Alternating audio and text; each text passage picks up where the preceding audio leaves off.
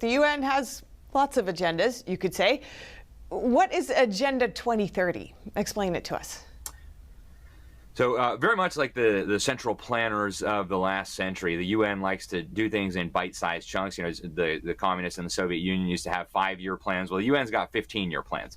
So prior to the Agenda 2030 UN Sustainable Development Goals, they had the Millennium Development Goals. Those covered from 2000 up to 2015. Agenda 2030 covers from 2015 to 2030. Again, it's a comprehensive plan over every area of our lives. It's kind of a subset of Agenda 21. And as the leaders of the United Nations made clear while this was being debated and adopted, they intend to leave no one behind. Actually, the head of the General Assembly, when this was being negotiated, Peter Thompson, called this the Master Plan for Humanity. The Secretary General at the time, Ban Ki-moon, called it the Global Declaration of Interdependence, which I believe was a direct attack on our National Declaration of Independence here in this country.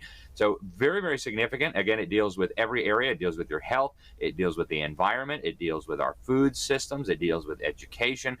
It deals with every possible area of life, very much like the Great Reset that the World Economic Forum would later propose. And so all of these actually work together. That's what people need to understand. None of these are independent. They're all working together, ultimately for the same objective, which we described earlier in the program, a one world system where the sovereignty of nation states would be gone, individual liberty, especially as recognized in our country as coming from our creator, would be abolished. And people need to be paying attention to this. We need to be having a national discussion about it. And yet there are very few places where you'll hear anything about this when it comes to newspapers and television, with a handful of obvious exceptions like NTD.